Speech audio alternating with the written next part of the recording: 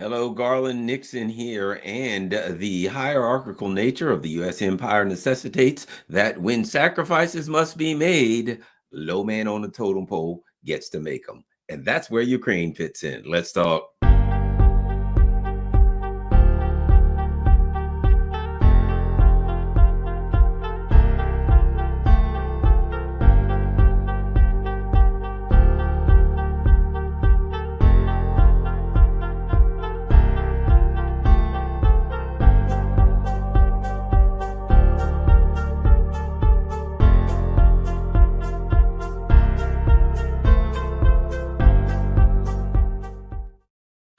Hi, Garland Nixon here, and lots of stuff going on. Looking forward to this Thursday night. There is a Julian Assange event that I'm going to. Really looking forward to that. Assange is one of the causes that I find very important, and we got an event going on in D.C. We've got the Rage Against the War Machine coming up in February. So it's a rally and protest if you're in D.C. Make sure you become a member of it. Make sure you show up. And if not, try to support it any way you can. Go to rageagainstwar.com. All right, let's talk. So, some of this stuff I've covered before, but I'm going to cover some of it a little bit differently. And that is, it has to do with the nature of an empire and a hierarchical structure, right? And in a hierarchy, of course, it's like a totem pole. And the higher you are in the hierarchy, quite simple. In a hierarchical structure, the higher are you up, the higher you are up, the higher your expectation of rights and privilege, right? And that's the way the U.S. wants to structure the world. That is the rules-based international order.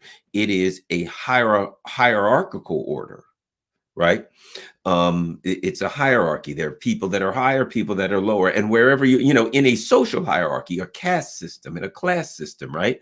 What does that mean? It just means that whatever station you're born at in life, that your expectation of rights are based on the station you're born at, right? You get your rights in when you come through the birth canal, and you stay there. You don't go up, and you have no right. There's a term that's used by the ruling elite, uppity. That person is uppity. What does that mean? That means that person was born at a particular station. Uppity means they have aspirations for the rights of a person at a higher station.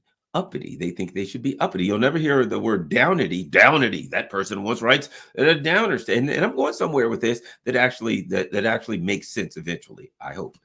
At any rate, so that's what we're talking about, a hierarchical order as it's structure, as opposed to, and this is the way I like to put it when people talk about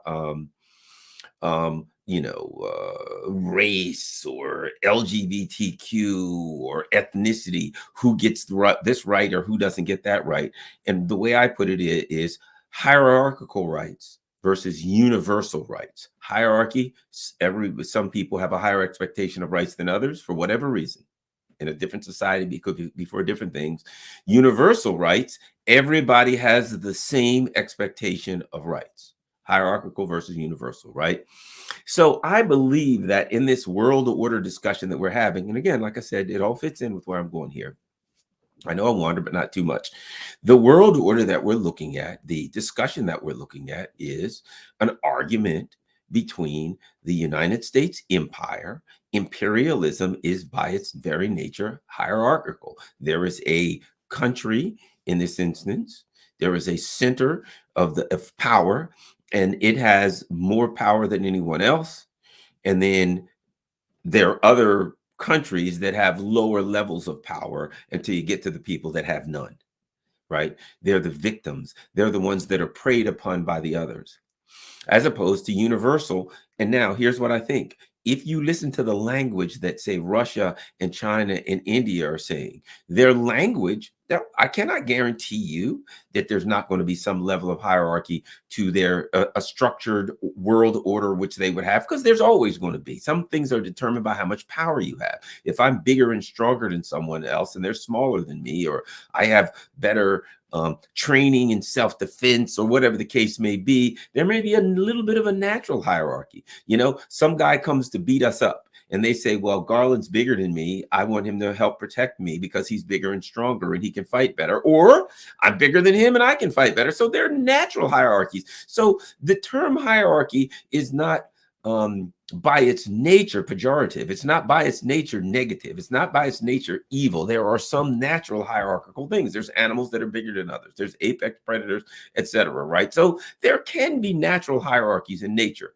However, when we talk about a world order, what we're talking about is a hierarchy or a universal order that human beings have determined they want, right? Or that has been forced upon them. I think what China and Russia and India and these countries are saying is we have a hierarchical order that is currently being pressed upon us by an aggressive empire, and we don't like it. It doesn't work for us, and we don't want it. That's basically what's going on now. And you have the aggressive empire, the US empire, saying there's a rules-based international order. Well, first of all, that's a lie. Well, it's not really a lie. They imply a set of transparent rules, a rules-based order. That implies a set of transparent rules, but there's no transparent rules. There are rules, but they're not transparent. They're implied.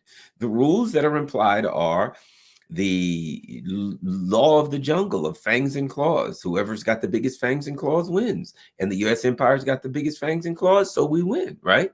And in trying to enforce that with fangs and claws, because ultimately you can say all you want to about UN and about international criminal courts and using all kind of international bodies. But when it comes down to it, the US empire uses force.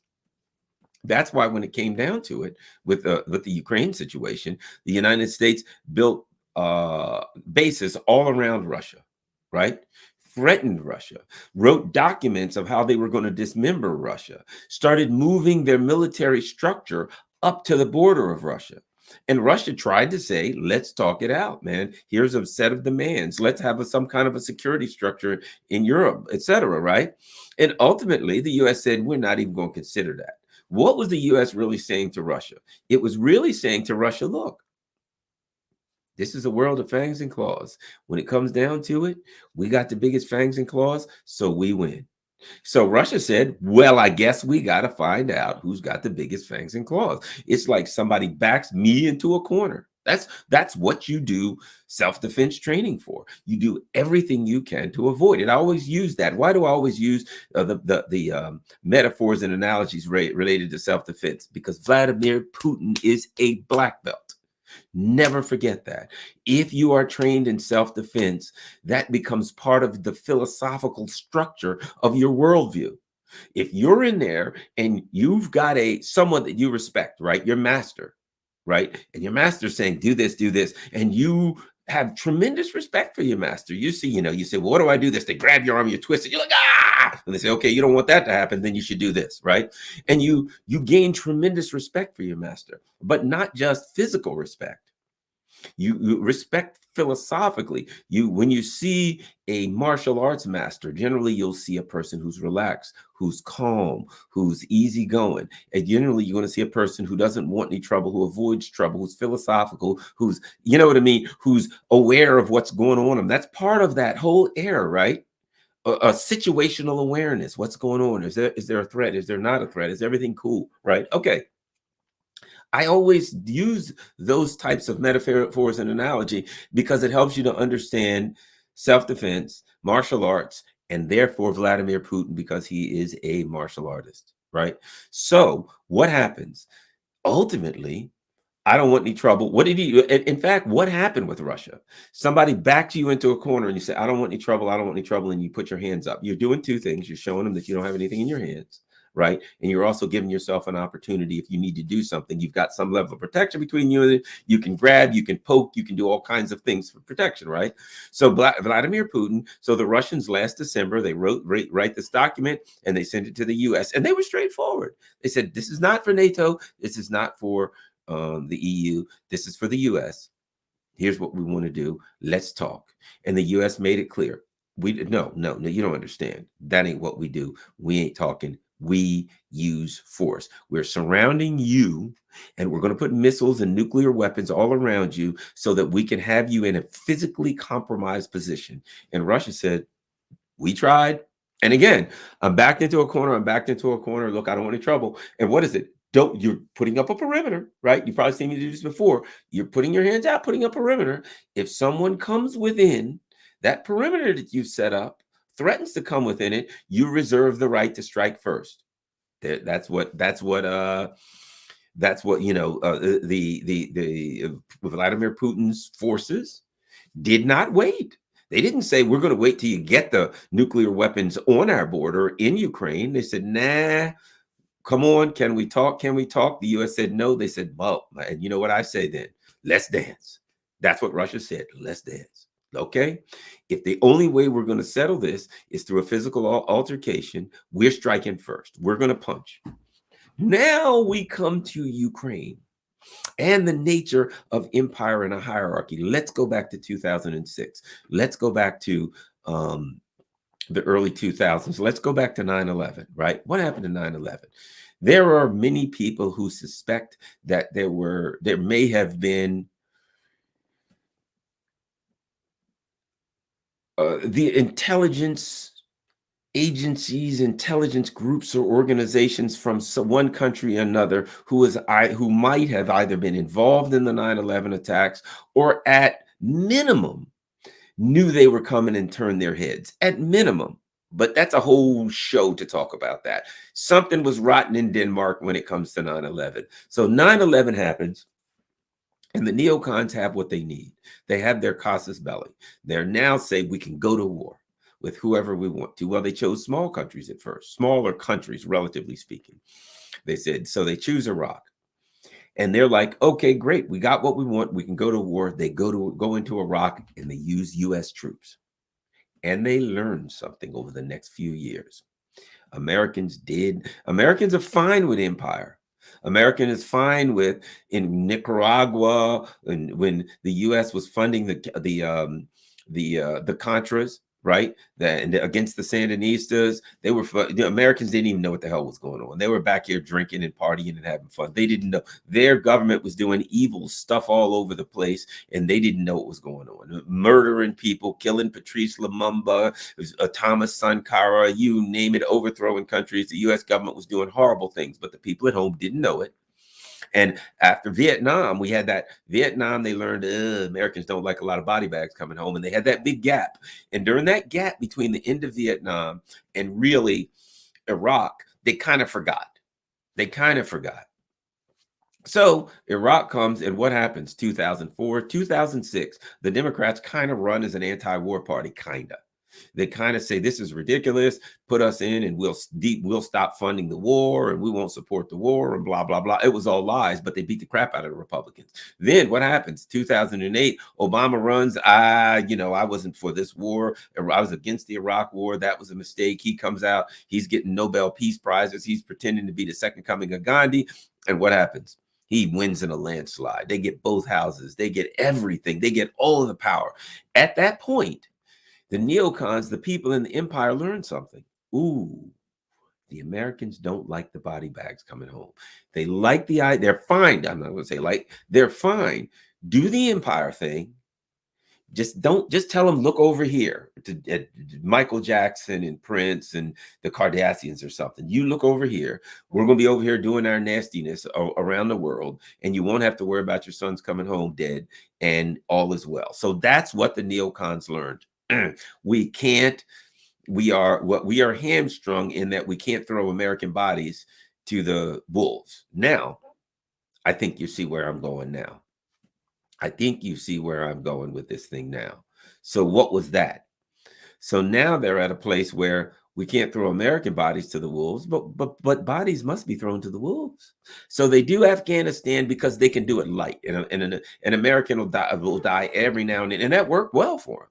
Because they're laundering money, they're laundering heroin and drugs, they're doing all the things, all the jolly things that the CIA and the neocons love to do, and they're setting up bases to spy on Russia and China and Iran. Oh, they're just doing all of their evil merriment in Afghanistan, and A body bag comes home every now and then, but not enough to really freak people out, and they can clean house. So they're happy with that. They're fine, but they know there's a limit. They understand there's a limit. Now we get to Ukraine. The setup was there. So knowing, having had the experience of Iraq, what do? We got a problem. And the problem is Russia. Russia is growing and quickly. What is it doing? Russia has come up with an economic model that works.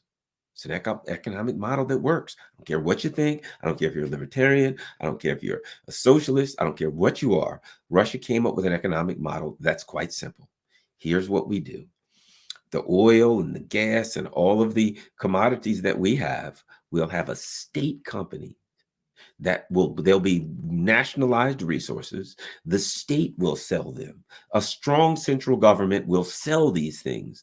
We'll use that money to rebuild the country, to rebuild the military, to pay pensions. We won't tax people very much. So now the Russians are like, man, they're rebuilding things. We were poor as hell in the 90s. Things are really turning around in a hurry, and we're not getting taxed to hell.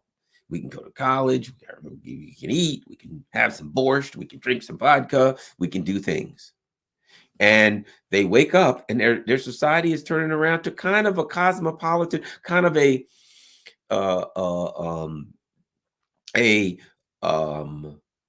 conservative version of a cosmopolitan European city. You go to St. Petersburg, you go to Moscow, it's beautiful. Everything's building up. People have jobs now. And are they rich? No, but 1990s, people didn't have food. They were, trying to leave. They were struggling in poverty. Now they got jobs. They're kind of living okay. Right? The sites are nice. The museums are starting to build. The Moscow subway looks good. They got bars. They got pretty girls. Russia, they got lots of pretty girls. They got all the things you need to be happy. Things are working out for them. And they're happy with Putin. And he's building their military up because he knows that there's some rat bastards lurking around that are up to no good. So through that, he's building and he's developing their military just in case these rat bastards try what rat bastards try. All right.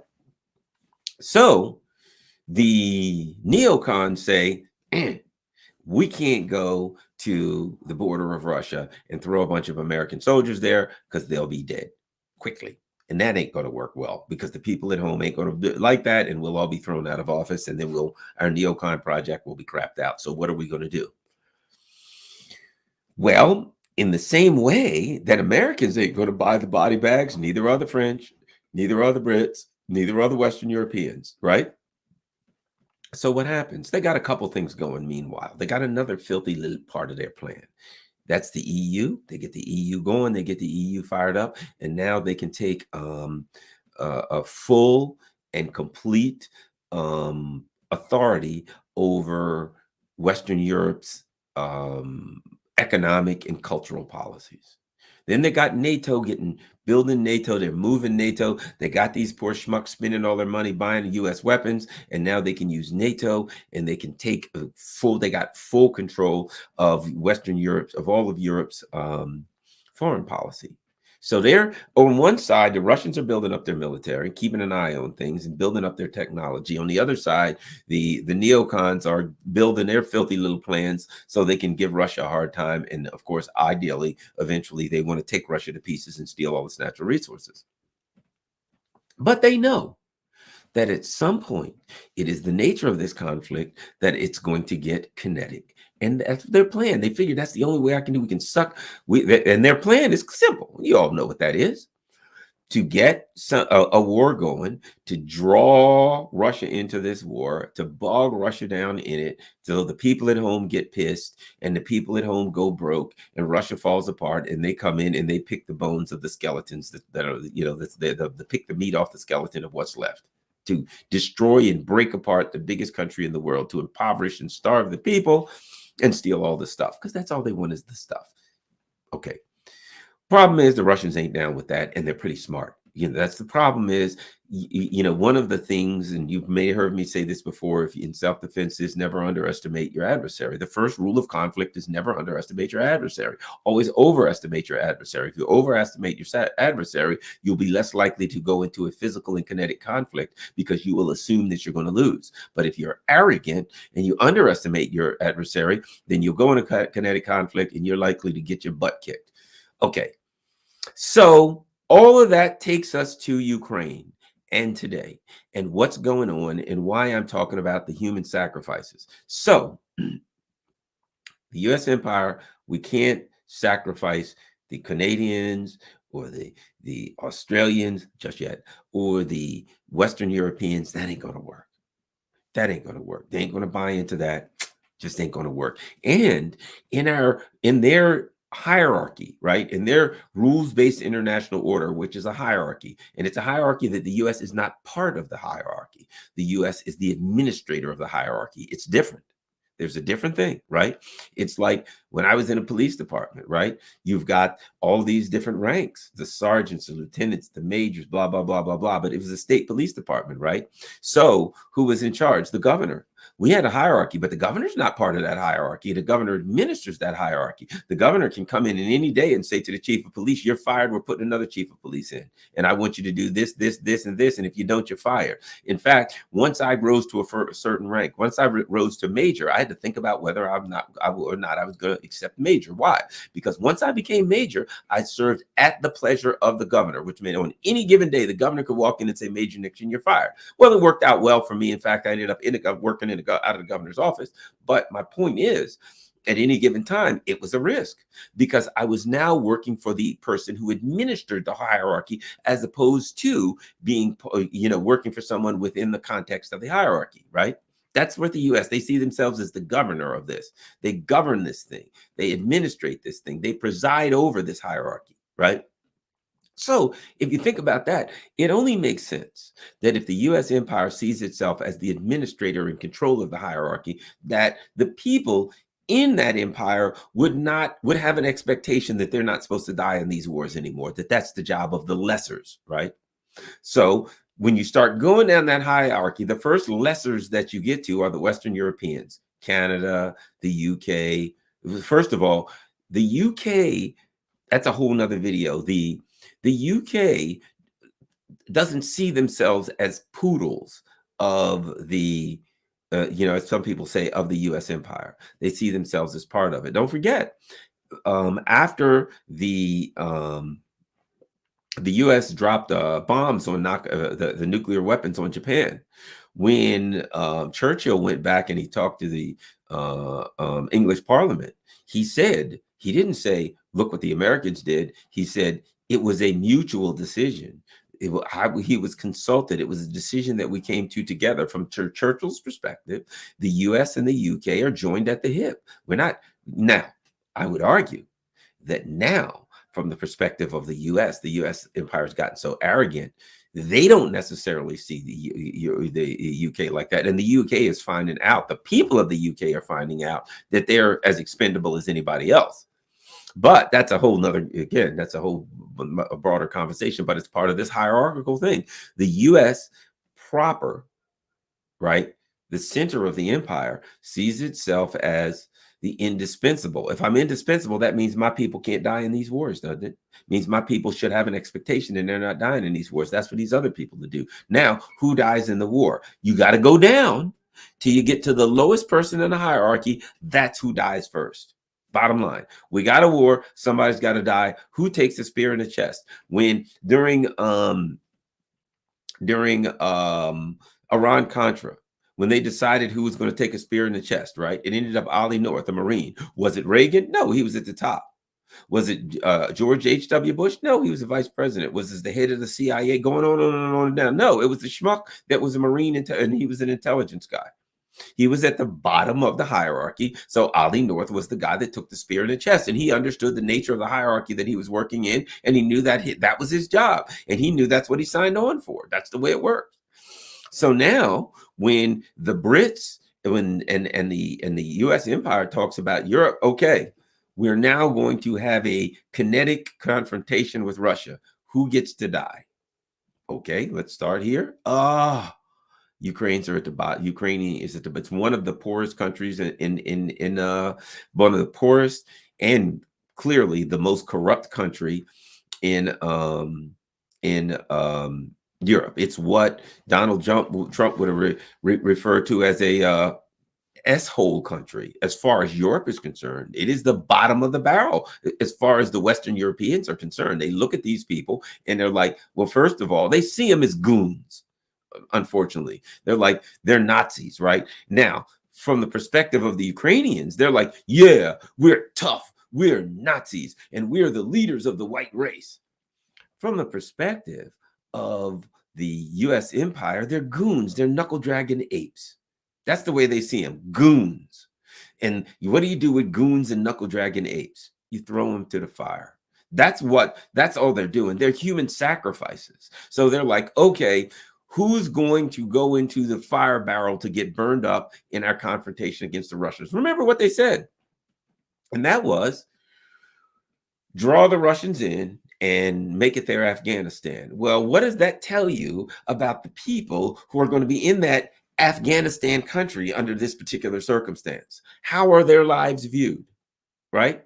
And if you think about it, we look at them and you see these goons running around Sieg Heil. They got these stupid looking Hitler tattoos all over them. These people are idiots.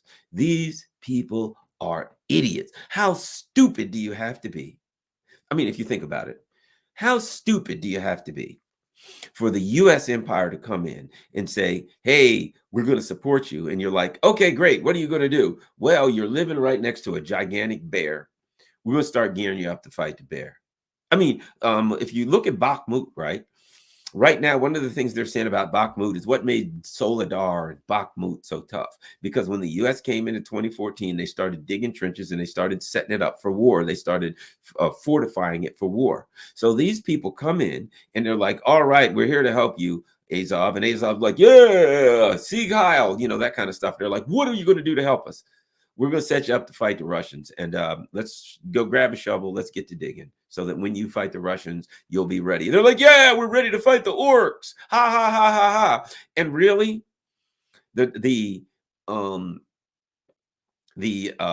neocons were like, yeah, we're helping you to fight these Ruskies. They sure are terrible, aren't they? Yeah, we got you covered, man. Here's a new gun, a shiny new rifle, and here's a new uniform, and here's some training. You're going to fight those Russians. We're going to help you. And they're like, yay. And you know what the neocons were doing? They're going back to the State Department like, oh my God, do you believe how stupid these sons of bitches are? Woo! I never seen anybody this stupid.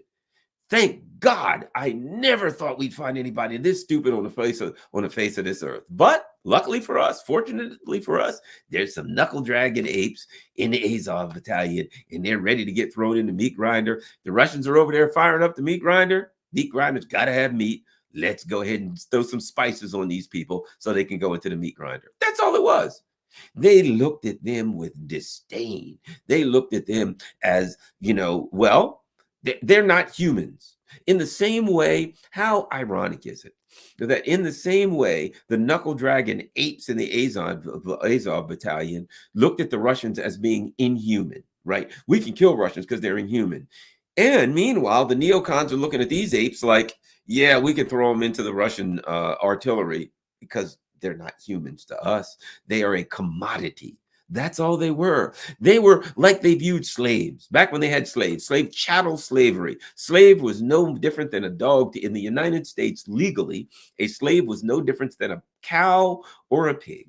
It was chattel. It had a value. It was a commodity. It was capital, right?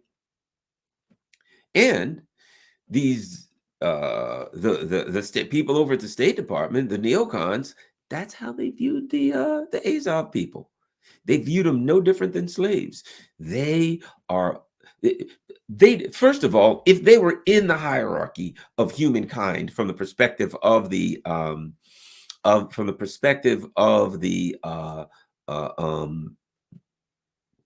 the neocons, if they saw them as part of the human hierarchy, they would at least have some concern for their lives, right? But they have no concern for their lives. They see them. What do you raise? What's a pig farmer raise pigs for? To go to the slaughterhouse. That's how they make their money. That's how they get paid. They feed the pigs, and they make sure the pigs don't get sick, and they do just minimum they have to, but they make sure these pigs are fed. The pigs are never going to be hungry or never going to be thirsty. They're fattening the pigs up. Are they fattening the pigs up to bring them in the house and treat them nice, and so the pigs can marry their daughters and ultimately have a family? No, they are fattening the pigs up so they can eventually end up as sausage. And that, my friends, was how the neocons viewed the Azov people. Let's give them some uniforms. Let's give them some training. They're going to get all these new pieces of equipment, and they're going to think, man, we've got awesome equipment. Look at these things. They got laser sights on them. Ooh, we got anti-aircraft stuff. They're giving us the latest this and that. And they're like, yeah, take it, take it, take it, take it all. You want good? Well, look at all these goodies we're giving you. And to the Azov goons, yay, there, look at this. Uncle Sam is sponsoring us. How fortunate are we? We hate the Russians, and Uncle Sam hates the Russians, and we will work with Uncle Sam because and this is pathetic for the Azov goons, because we're all members of the white race, and eventually the Uncle Sam will help us to overcome the Russians, and then we'll rule the world as leaders of the white race. Because if you're a Nazi, that's the kind of thing you think. That's the way you see the world, right? And Uncle Sam was right there behind him. Yep, you got it, buddy. We will rule the world as part of the white race as soon as you guys defeat the Russians.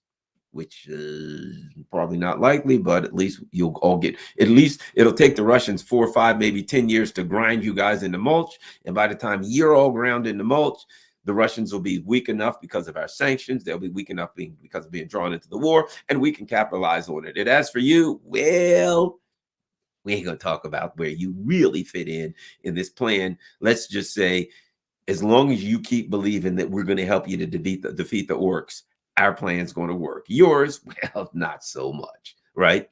So that's where we are. That's the plan all along. It was Americans, man, he ain't thrilled about going down. They're going to have a real problem if we throw them into the meat grinder. Western Europeans, nah, they kind of want to be on a cafe on the Champs-Elysees, sipping on some wine, talking about things. The Greeks, they want to be sitting out drinking whatever the Greeks drink, and they want to be having a conversation about who was right. Was it Aristotle or Sophocles? And they want to be doing Greek things, and everybody wants to be doing things that they can't afford to do now because the neocons plans backfired. But you get the picture. They see the Western Europeans as not as dispensable as the Ukrainians. So bottom line is, when you look at what's going on in Ukraine now, it all makes sense. So what's happening right now? You got these towns, Solidar, Bakhmut, whatever, right? And the U.S. empire is just throwing Ukrainians in there, just throwing them in there. Why? They're human sacrifices. They are at the bottom of the hierarchy. If you're at the bottom of the hierarchy, is what? Pigs and cows. What do you do with pigs and cows when why do you feed pigs and cows? Why do you keep them healthy? Why do you bring the veterinarian down to take a look at your pigs to make sure they don't have hoof and mouth disease? Why do you do all of that? Do you do all of that because you want them to have a nice, long, and healthy life? No, because at some point in the future, those pigs and cows are going to get a ride. They're going to get a nice ride. They'll be loaded into trucks, all nice and tidy, and they'll be taken to a building. And when they get inside that building, they will start walking across the floor. And if you've ever seen it, a little thing comes down and grips their leg and yanks them upside down, and somebody slashes their stinking, filthy throat, and they get cut into sausage, bacon, steak, whatever the case may be. They're done. That's it. Their day is over. It all leads up to a day in the slaughterhouse. And in the slaughterhouse, it's a house where commodities, pigs and cows and things of that nature, get slaughtered. Well, because in this rules-based international order, the goons, the knuckle dragging apes in the Azov battalion are seen as the bottom as the bottom. That's who they. That's really, if you think about it, who they sacrificed first. The first real big fights were the Azov people in Mariupol, right? They had to go first. Hey, Russians, bet you won't go into Mariupol. Ha ha ha. I bet you can't take Mariupol. There's all the Azov battalion people. They showed them there. And how ironic was it? The Azov people were like taking their bullets, rubbing them in pork fat, saying, yes, ha ha ha. We're going to disgrace the Chechens because they're Muslim by shooting them with bullets in pork fat. And meanwhile, the U.S. empire is like, yeah, good idea. That'll really piss them off. Go ahead, go for it, right? And so there you got Mariupol, you got the Azov people, you got the Russians saying, yeah, Azov people in Mariupol. Yeah, I think we better clear this situation out real quick. And you got the U.S. empire egging them on. Hey, Russians, yeah. I bet you can't take Mariupol. Ha ha ha. Oh, yeah, you could take a lot of places. There's no way you could take Mariupol. The Azov fighters are tough, and they're egging on the Azov fighters, right? You're looking in the paper. The Azov fighters, Ukraine's finest. They can hold off the Russians. The Azov fighters are, and they're showing them, and they're showing their signs and all this kind of stuff. And I'm thinking, they're setting you up, Azov schmucks. You're so set up. So now the Azov people are there. In come the Chechens, and let's just say those pork fat rubbed in bullets didn't save them. They ended up hiding in some steel factory, for I don't know how long, and then getting dragged out there in humiliation. So they it just didn't work out for them. Some of them got off, some of them were released, some of them weren't, whatever the case may be. And let me say on this, people got mad, right? Oh my gosh, the Russians made a deal and they returned some of the Azov people to the Ukrainians. And I'm going to veer away from what I'm saying for just a second. This is important. They're letting some of the Azov people be traded for Russian soldiers, right? They shouldn't do that. Well, who brokered that deal? Turkey, Saudi Arabia. Saudi Arabia came in and brokered that deal. Turkey brokered the deal. How's that? And I think the Russians were playing long ball. They were playing long ball. They're like, yeah, we don't want to get rid of these Nazis. We don't want to let them go. But we're going to need Turkey in the long run. We're going to need Saudi Arabia. This sounds to me like classic Sergei Lavrov, right? He's a deal worker, right? He's like, look, man, I know we hate Nazis and we don't want to give up the Nazis, but I'm thinking I got some deals I can work out. Saudi Arabia wants to look good. Turkey wants to look good. Let's make this happen. I'm sure something like that happened. Let me show you something real quick. Did they get anything out of it in the long run? This is the biggest thing. This is the biggest news I see right now. Looky here, looky here. Looky here, looky here.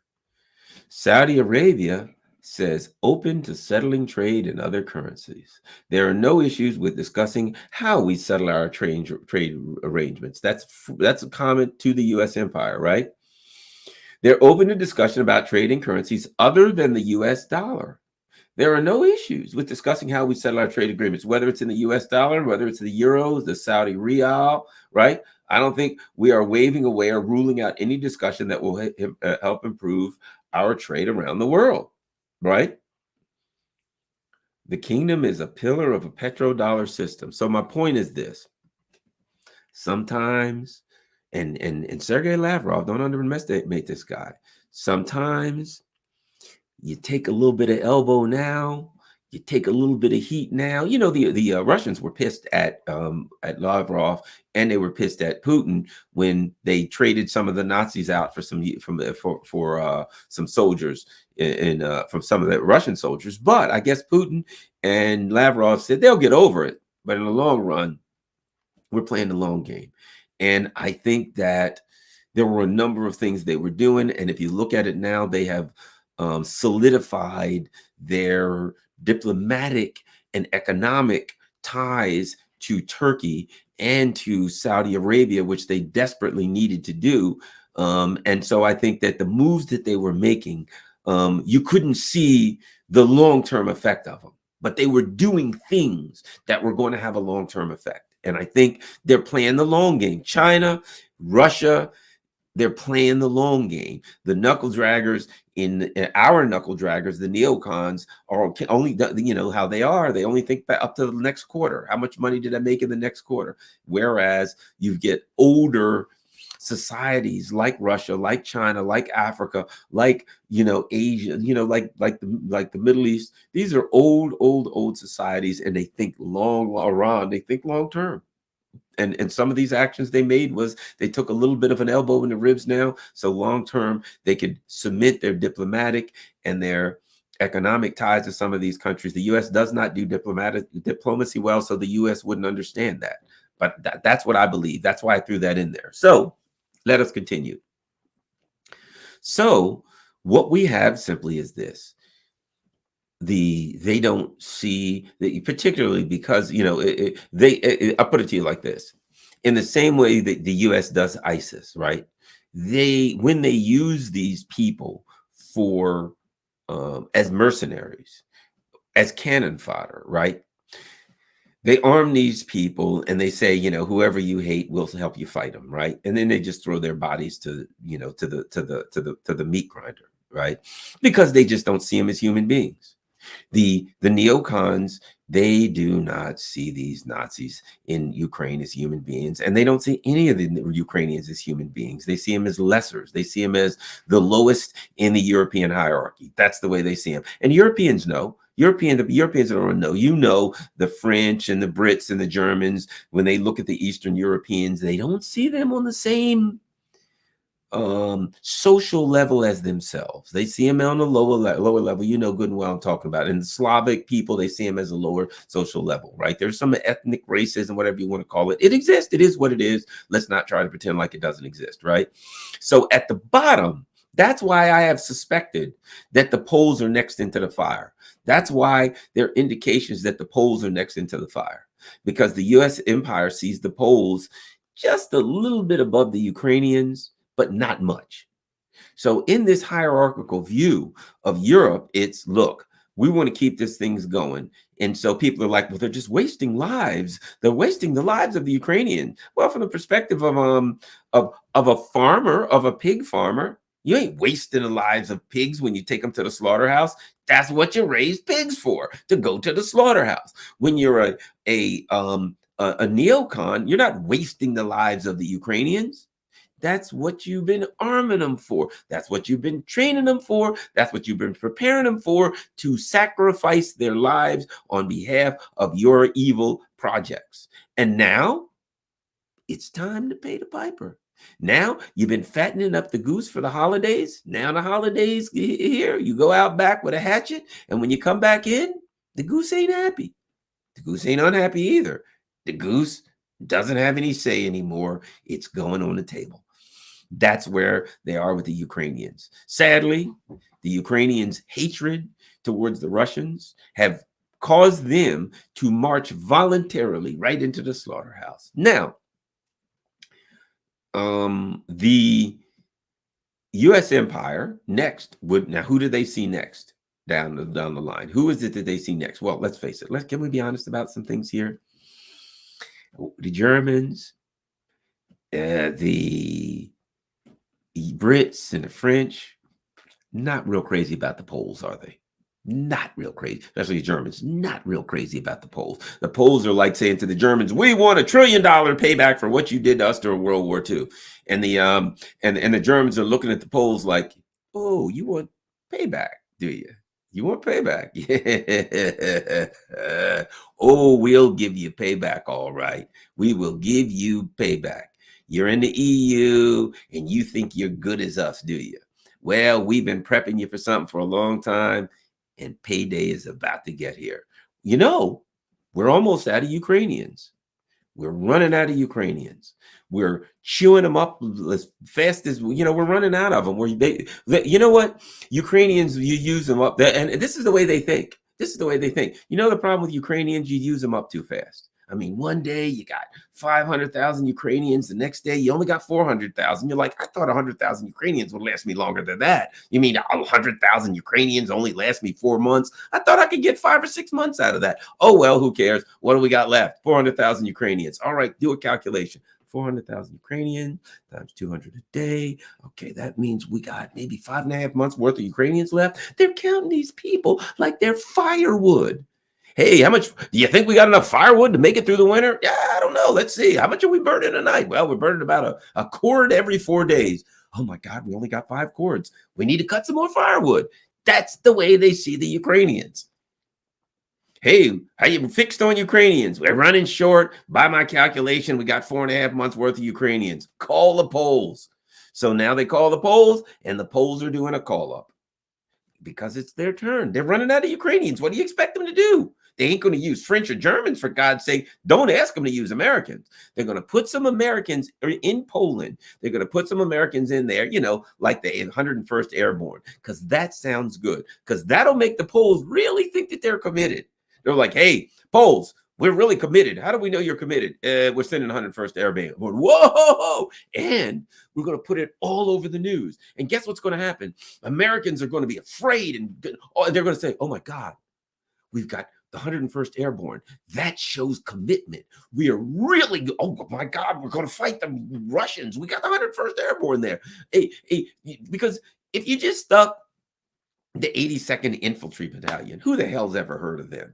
Hey, we got the 82nd Infantry Battalion in Poland. People will be like, who? 80 who and what then? For who, what? Never heard of them. But when you say the 101st Airborne, whoa, people think that the 101st Airborne can just march right over all the 500,000 Russian, they got like Humvees and some 50 caliber machine guns or something, a couple of helicopters. But to Americans, when they hear that, they've been watching a lot of movies. They think the 101st Airborne will march over 500,000 Russians and cut through them like a hot knife through butter straight to Moscow. That's what Americans think, because they don't have a concept of real war. Right? So the Americans put the 82nd Airborne, 101st, whoever the hell they are, they put them in Poland. And now Poland's like, yes, they're really showing commitment, I think. And Americans are like, yeah, you dumbasses. Yeah, oh yeah, we're showing commitment. It's like, what? 101st Airborne. Think about it. Would we do that if we weren't committed? It's all over Western media. We're right there, man. Just like we got the Ukrainians back. Oops.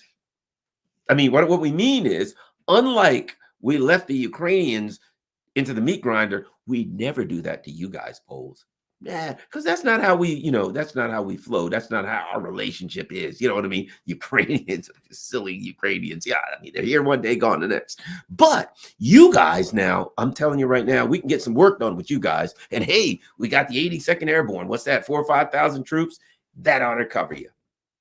And then they do this PR thing, right? Remember that? Where they go interview the 82nd Airborne and they're like, we're here and we're ready to fight. We are here, standing here. And then they show pictures of them, and there's Humvees going around, and there's a couple tanks or something, some Bradley fighting vehicles. And they're like standing there with their flags, and they're like this, capes flying, here we come to save the day. And the Poles are like, yeah, look at that, man. That's dedication. You know what? I'm telling you, I think the Americans really left the Ukrainians out. They left them high and dry, and they threw those poor bastards right into the meat grinder. But they didn't have the 82nd Airborne there. They got the 82nd Airborne here in Poland. That, my friend, shows dedication.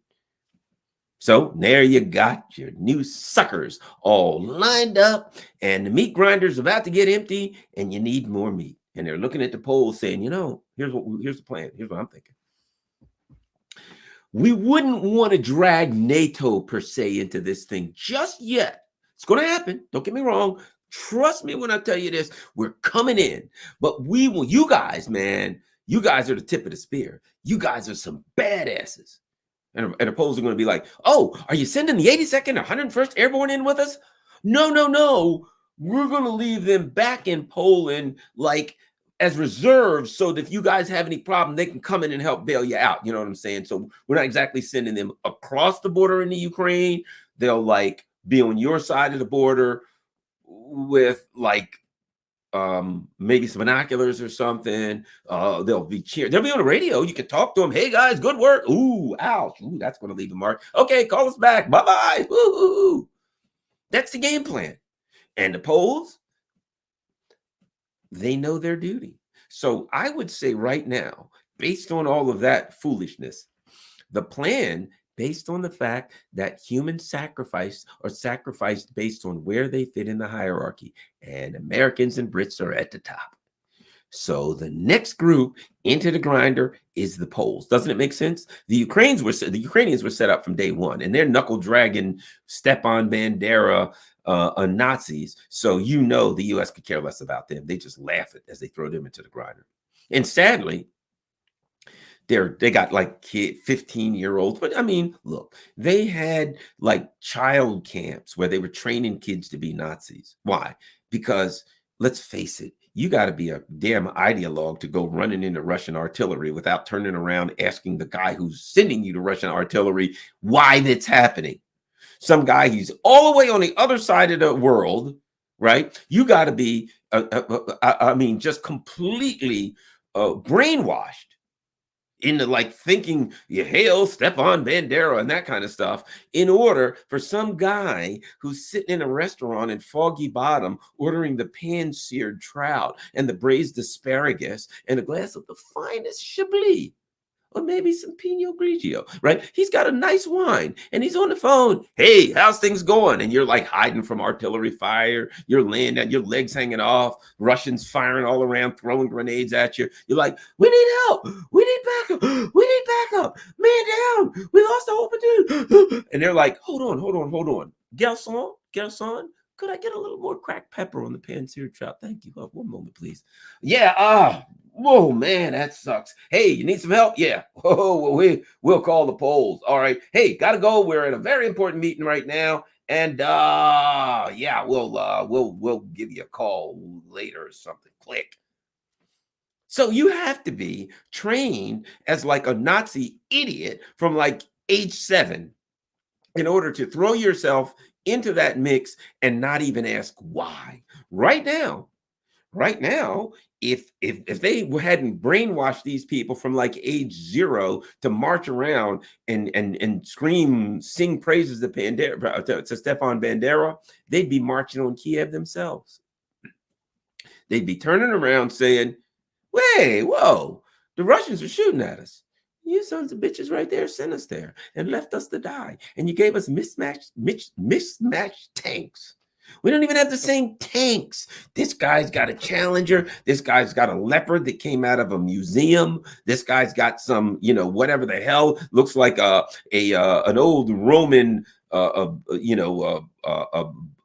and arrow. For God's sake, some catapults. They're literally, the only thing they haven't done is like went to some excavation from the Roman army and found a catapult and sent it to the Ukrainians. And if they thought they could get away with it, they'd send them a catapult. Here you go. This will take the Russians out. What is it? It's a catapult. What are we supposed to put in there? Rocks. And what's going to happen? You're going to, you pull this thing here and it flies up and the rocks fly and it'll drop on the Russians and kill them dead. And they're like, yeah, but they got artillery. Well, you got to, play the hand that you're dealt, right? If they weren't completely and totally indoctrinated, they would turn around to the people that are damn near giving them catapults, and they would go back to Kiev and they'd cut every one of their stinking throats. And they'd say, it ain't the Russians that took us to the slaughterhouse, it was you. But because the CIA's been there since the 50s, indoctrinating these poor suckers, preparing them for the slaughterhouse, they ain't asking no questions. They're yelling Slava Ukraina, right? That's why, look, people are like, Nancy Pelosi's yelling Slava Ukraine. What are they yelling? What's all the Slava? Why? Part of the brainwash. It was like, we want to make sure that these poor bastards think we got their back, that we're yelling their Nazi slogans, that we're on their side. So they will then go back and sacrifice themselves like human sacrificial lambs. Right? Why? Because they're at the bottom of the hierarchy and that's their job. Now, as they start to disappear, the plan is who is next up. Who's next up? Step up the hierarchy. Here's what you know. Here's what you know. You run out of Ukrainians. Let me ask you this. You think they're going to send Americans next? Who would they send next? You think they're going to send Brits next? If the neocons had to make a decision of who to send next, right? Would it be Americans or Brits or French? It would be French because they're lower down the hierarchy. They don't speak English. Do you remember something called AUKUS? Right after the war, when they woke up one day and they said, holy crap, the Chinese are growing and they're going to get powerful, right? What did they do? We got to put the Anglo-Saxon band together, back together to confront the Chinese, the UK, Australia, and the US. And they did even screwed the French. They took their submarine deal with the AUKUS. Why? They don't speak English. They're not Anglo-Saxons from their perspective. So you know where they fit? They don't, they're not allowed in the meeting room with the Brits, the Americans, and the Aussies, which are Brits by extension. Anglo-Saxons, sorry, we got a hierarchy and you ain't at the top of it. We got to confront the Chinese and you ain't high enough up the hierarchy to be a decision maker. When we need some bodies to go get blown up, right now, the Japs, right? What are they doing right now? Hey, Koreans and Japanese, yeah, we need you to arm up. Why? You don't expect us to die fighting the Chinese, do you? Get out of here. The Japanese, yeah, we already tried to nuke and get rid of you bastards one time, and that didn't work. Well, we got a new plan. Might be a little better. We think it'll work. Here's what we're going to do. We're going to arm you to the teeth, and your gigantic neighbor there with a 1.5 billion people, yeah, good news. You get to fight them. You're going to be on the front lines against them. And the Japanese are like, yeah, great idea. That'll work.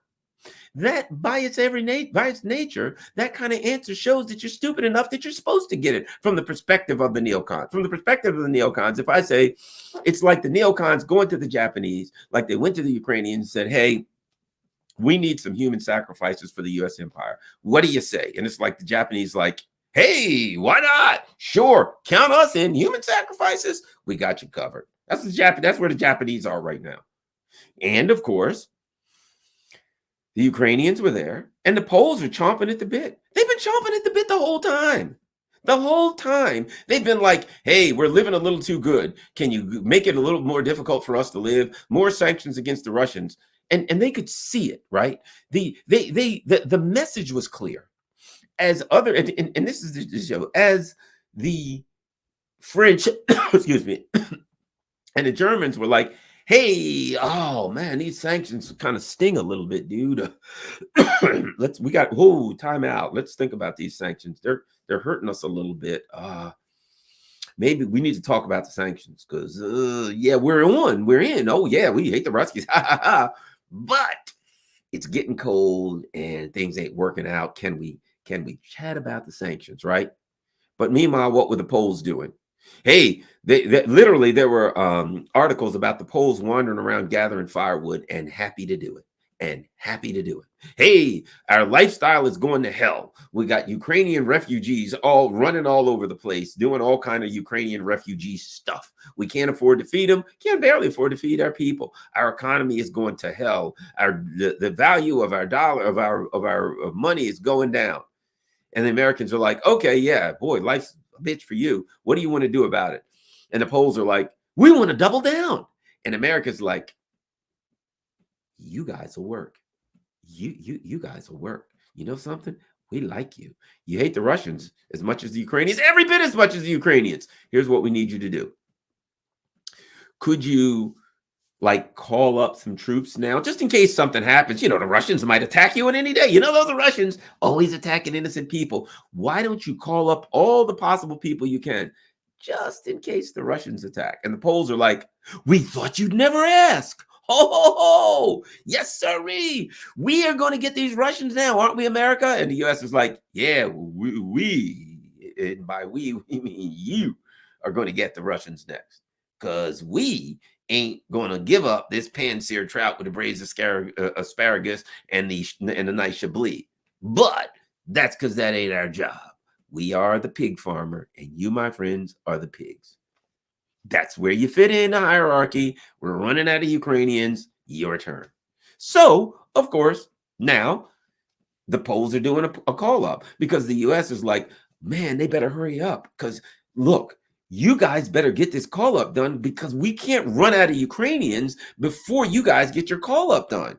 Because we're going to have a little empty period there where we're out of Ukrainians and you guys aren't ready to fight. I mean, and maybe we can bargain with the Russians. We can say, okay, Russians, you've killed all the Ukrainians, right? Yeah. All right, look, here's what we're willing to do. We'll knock off some of the sanctions. We'll like buy some oil, maybe lend you a few bucks. Maybe we can have like an operational pause here until we get the polls ready.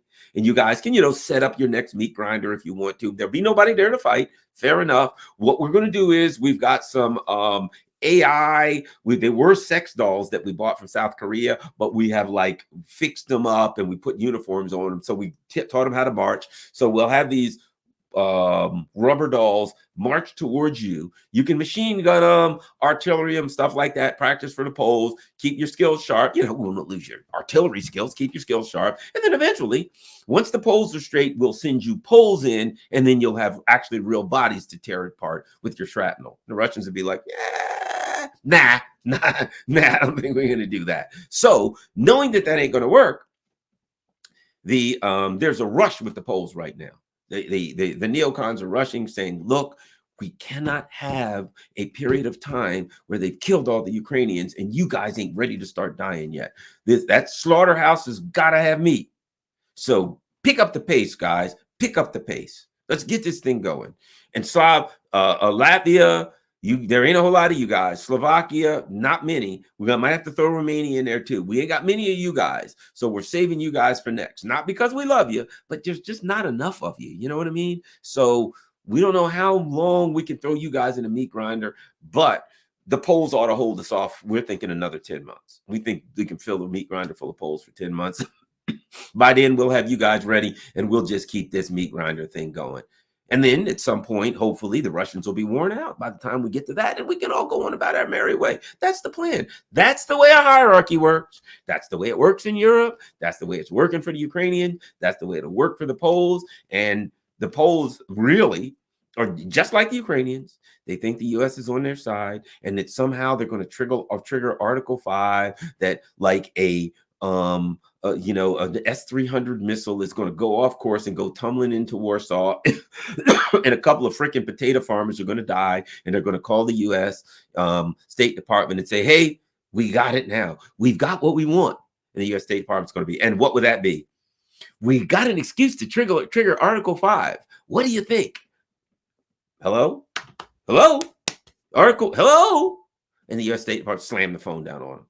No, but seriously, an S-300 missile came in and killed 4. You only killed 2 potato farmers last time, 3 potato farmers and a pig farmer. And I think they got a janitor in Warsaw, tore his legs off. He's still alive, but he ain't happy. Article 5, let's get in here. And Americans are going to be, well, perhaps you don't understand.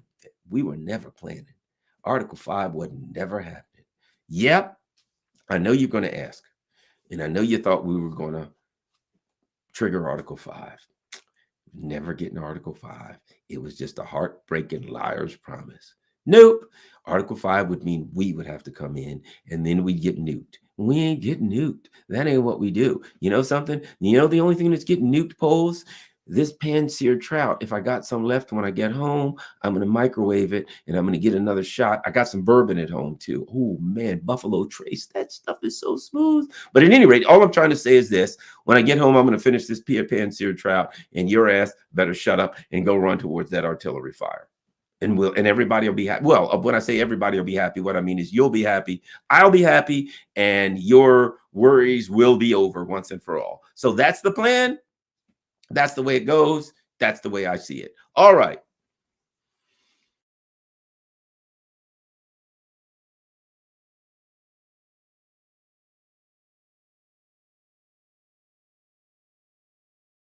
Accidentally shut my broadcast down. All right, but this is going to work. All right, let's look and see if we have, well, I know we have some super chats before we go to Rockfin because I saw some. Let us start with Eric Suarez, Garland, can you check into the current trial of Garcia Luna? He's the politician criminal that worked with Obama in the Operation Fast and Furious. Sure, sounds like a winner. Not familiar with him, but thanks. You know, that Operation Fast and Furious was where they sent, is that it? That's no, I know I got more than that. I think I may, you know what I think might have happened? I think when I accidentally went out of the broadcast for a second when things went dark, I think I actually went out. I think all of my darn chats left. Hide current content? No.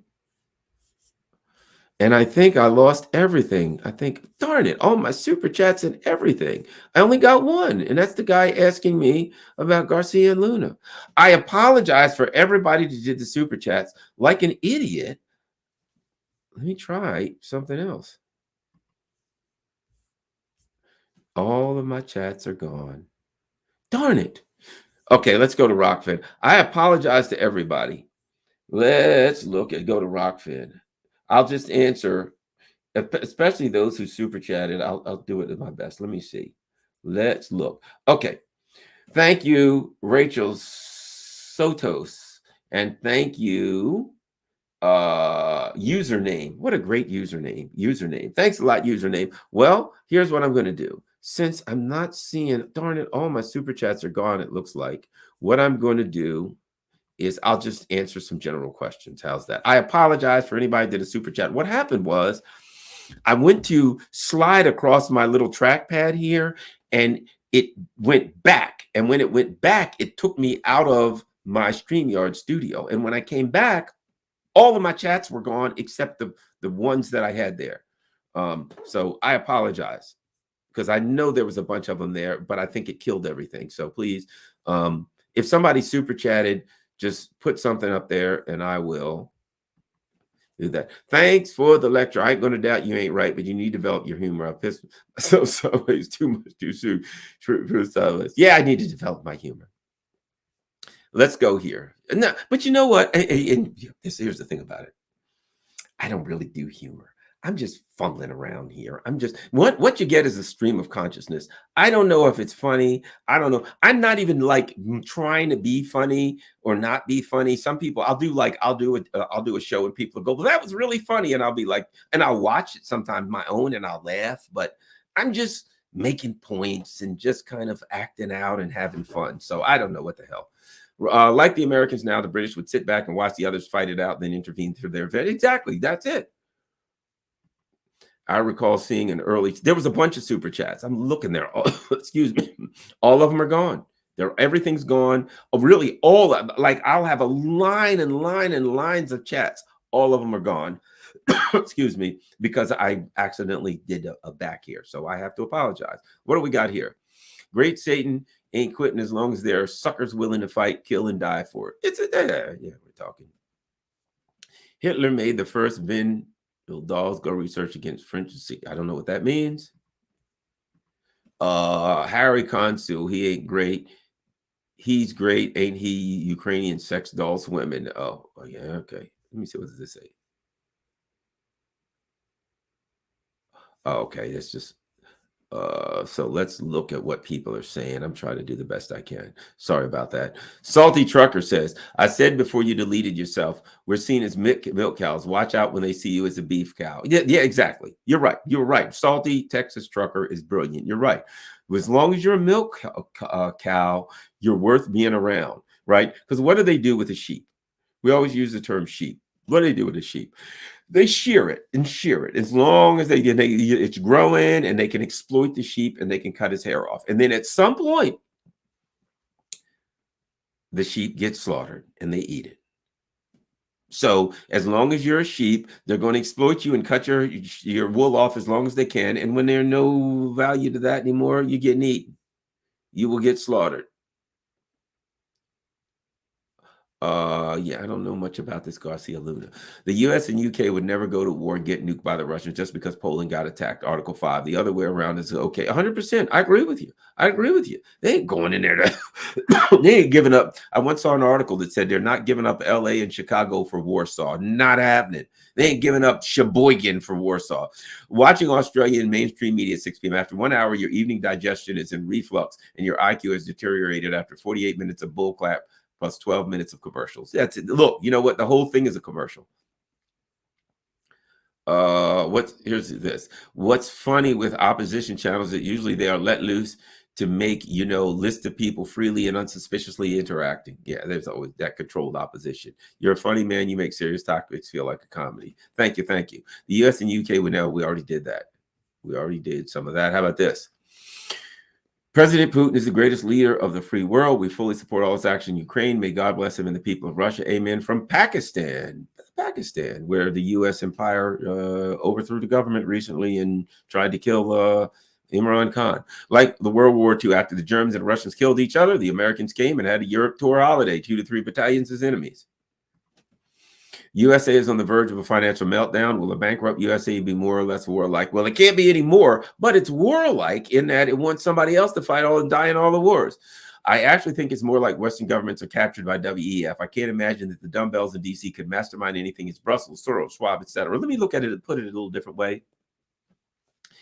The WEF people, these oligarchs, don't see capturing a government or capturing a particular country because they don't see a particular country. They see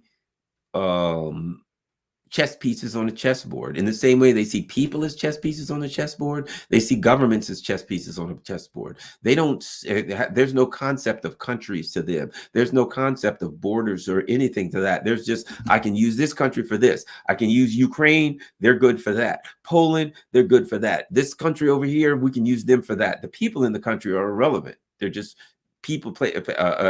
Prince Harry gave it away when he said he was in a helicopter and he shot 25 Afghans and he just saw them as chess pieces on a chessboard. He gave it all away. That's how they see us.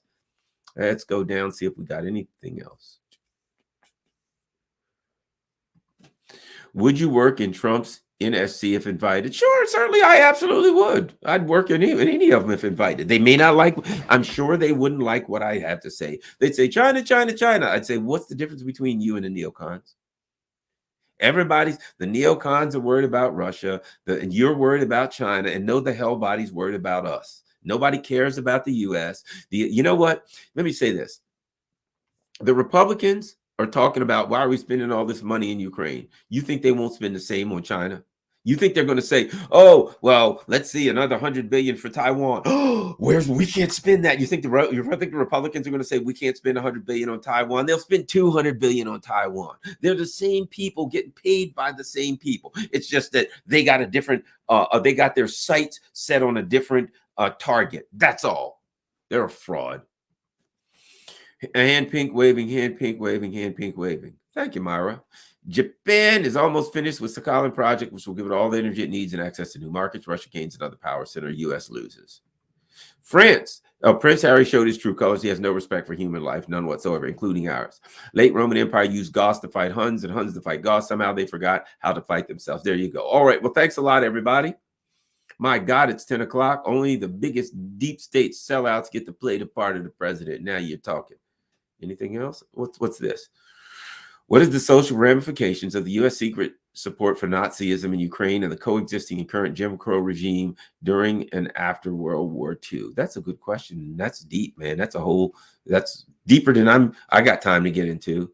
The Republicans are anti-China and very out there with it. Exactly. You got the same 6 in one hand, half a dozen in the other. Takes 100 years to build a city and a week to destroy it. Meanwhile, U.S. empire, 15% homeless. Oh, this place is a hellhole. Stay away with the new House Speaker, Black Sun puppet. Oh, all of them are just, what difference does it make? They're all, the neocon won the Germans to win against Russia, of course. Americans ain't going to like it when they can't buy cheap stuff at Walmart. You are correct. Let's see what BP says. Garland, you're doing great work. First saw you in the Gonzalo Lira and the Durand. Love your impressions of the creepy neocon mindset. So accurate. in my opinion. I recently saw a YouTube video from Laser History about the etymology of slave from Slav. Thought it dovetails. Ah, ha, ha, ha, ha. You are right, my friend. BlackRock and Vanguard own 70% of all corporations. Exactly. Exactly. That whole business about, you know, the market and all of this, man, that Blackguard, and there's another one, Apollo. I once worked for a company that was bought out by Apollo. There's a handful of them that own it all. And BlackRock is a fool supposes himself a wise man, but a wise man knows he's only a fool. I love that. All right. Thank everyone very, very much. I really appreciate that. I appreciate the super chats. And let me just say this. I apologize for all the super chats I missed because I accidentally, like an idiot, hit the back thing, and I didn't hit the back button.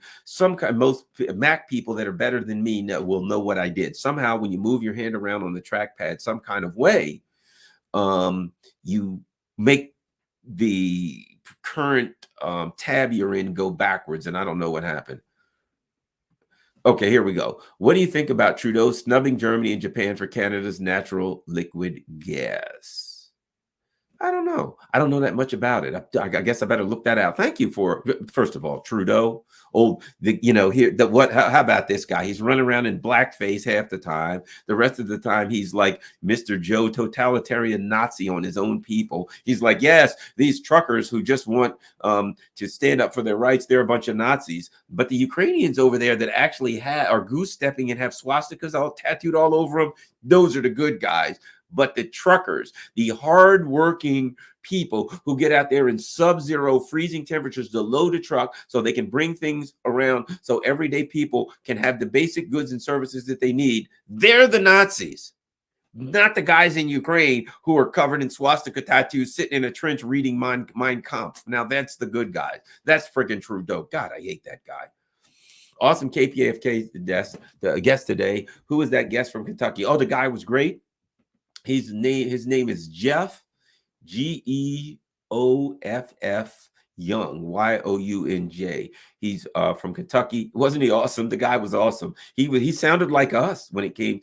I put it like this: he sounded like me when it comes to the whole Ukraine and U.S. foreign policy, saying, you know, every president, the guy literally, he's running for, as a Democrat, he's running for governor of Kentucky. And he said, every president since World War II has been a war criminal. You know, I mean, the guy was great. And let's just say he had some things that I agree with about COVID. You know, when he talked about COVID and things of that nature, he said a lot of things that I agree with. In that, he questioned the mainstream narrative and he used factual empirical data to support his positions. So I'm all for that. All right, let's see what we got.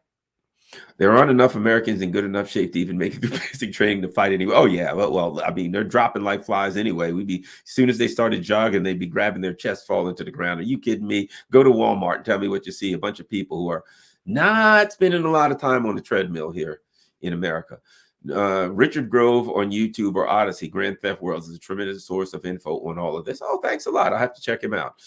Garland, you're on Davos blacklist now. You think I just got there? You think I just made it? They've got a list of lists, and I'm at the top of every one of them. Every idiot in the world understand what you say that Ukrainians American meat thrown to the bear using kosher, but not a single Ukrainian cannot understand. Yeah, how about that? There aren't enough Americans to go to. Okay, I think we're getting. All right, let's look. Maybe there's somebody over here on Rockfin. Love my Rockfin people. I've never been to Greece, but I did date a Greek girl once, as well as a Ukrainian girl. Ouzo is a dry, and that's what they drink in Greece. Ouzo, that's right. 10 years ago, there were U.S. news explanations on how Ukraine had a white supremacy problem. That's what drew them over there. They're like, you know, there's a lot of Nazis and white supremacists over there in Ukraine, and the neocons were like, oh, really? Might be able to work out a deal with those people. They're stupid enough to grab some artillery. Hey, guys, we need somebody to charge the Russian artillery. Now, you guys are ethnically superior to the Russians, so their artillery won't hurt you. And then, you know, the Ukrainian Nazis are like, yeah, where's the part of those orcs? Let's run. And of course, now they got no feet. Now they're, you know, ran to the artillery. I saw a picture today on Telegram of this Ukrainian guy. And of course, he's got the Azov crap on his shoulders, I mean, all the, on his patches and all this kind of stuff. And then they show the guy and he's laying in a hospital bed, literally both legs blown off below the knees. And people are like, well, that's unfortunate. Oh, that poor dumb guy. And I'm thinking, yeah, but he had needs, he had Nazi patches on, am I really supposed to cry myself to sleep because a guy that's adorned with Nazi patches got his feet blown off? Yeah, I mean, hey, at least he's winning the info war on Twitter. I mean, if nothing else, his dancing career is done. But only a very small percentage of Ukraine are Azov. The majority of good people were given no choice. Zelensky won on the promise of making peace. Actually, what you're saying is right. And no, but here's what I'm saying. I'm saying that. So I'm not putting down the Ukrainian people per se. I'm putting down a hierarchical system that I don't agree with for obvious reasons. I mean, think about this. I'm a black person. How do you think I feel about a hierarchical system in the United States? Where do you think I fit in that hierarchy? Trust me, it ain't at the top of the totem pole. Okay. So in a hierarchical caste system, that's something I wouldn't be thrilled about. So, but what they're doing is this. When they looked at Ukraine, they saw the knuckle dragging apes in their society. That would be the Azov Nazis. And they said, we can utilize those. And so they empowered them and they brought them to the top of the power structure, right? And then now they can use them to nab everybody else and drag the rest of those people into war to get mangled. Sadly, a lot of innocent people getting mangled. A lot of people who do have pictures of Stepan Bandera too, but a lot of innocent people and kids and women and everybody are suffering as a result of that. But don't forget, the reason they're doing is because they view all Ukrainians as an inferior ethnic group. They're doing this because they see Ukrainians, all of them, at the bottom of the hierarchy, and they see Poles as the next step up. And when they're done with Ukrainians, and not any particular Poles, they see them all as an ethnicity near the bottom of the hierarchy and next to go in the meat grinder. So it's not about the good guys or the bad guys. Innocent people get dragged in along with the guilty. But the bottom line is, because this system, because the neocons see this as a hierarchical system, those who they see at the bottom of the hierarchy are the ones that they throw into the meat grinder first. All right, I think that is it, guys. Any more super chats? Thanks, Garland. Cannot agree more. Next are Poles before Romanians, Bulgarians, Slovaks, Croats. Too bad that Baltics don't have any men to send to the meat factory. There you go. Okay. If China wanted to, they could tank our economy yesterday. Yep, and they may end up doing that. All right, I think that's it. I think that's everything. Thanks a lot, everybody. I really appreciate it. Everybody on Rockfin, I appreciate it. And as I leave, let me just say this. I'll give you the quick spiel. Follow me on Twitter. See on Telegram. Anybody who can do Patreon, if you can, $3, $5, $1 million a month, whatever you can afford on Patreon is great. If you don't like Patreon, there's PayPal. And if you think both of those are neoliberal crap holes, buymeacoffee.com/Garland NH Cash App. And of course, make sure you hit the like button, smash the like button, as Alex Christopher says. And see, I got my new John Deere hat. How cool is that? Somebody commented on it, but the bottom line is, rockfin.com/Garland Nixon. So when and if they throw me off of YouTube, Rockfin is a free speech platform. I'll be on tomorrow morning at 9 a.m. with Scott Ritter. You please become a member over at Rockfin. It's absolutely free. Costs nothing. They have no advertisements ever. That's what's so wonderful about it. Now, however, I always throw this in. You can become a subscriber on Rockfin. It's $14.99 a month, but if you do 1 year, it's only $9.99 a month because they give you 2 months free, and that's how they stay in business. So if you can afford to do Rockfin, because it will. If you can afford to do Rockfin become a subscriber, then it will help keep that free speech platform on the air with no advertisements. The one thing that you do get from the subscription is I do one premium show per week. That premium show is tomorrow morning, Wednesday morning at 9 a.m. with Scott Ritter. It's 1 hour. I start off the first 15 or 20 minutes I do on all of my platforms. And then after that, it's only for subscribers. That's the only show I do that's for subscribers. And being a subscriber will get you that one show. the whole show, bottom line. But you don't have to do it. Everything else that I do is, even sometimes I do other shows with Scott Ritter. Sometimes we'll do an additional show. That's all part of the free subscription. So you can be a member for no charge. Please do that over at rockfin.com/Garland Nixon. Thanks a lot, everybody. Peace. I'm tired. Any more super chats? Just don't want to miss anybody. I am out, and I am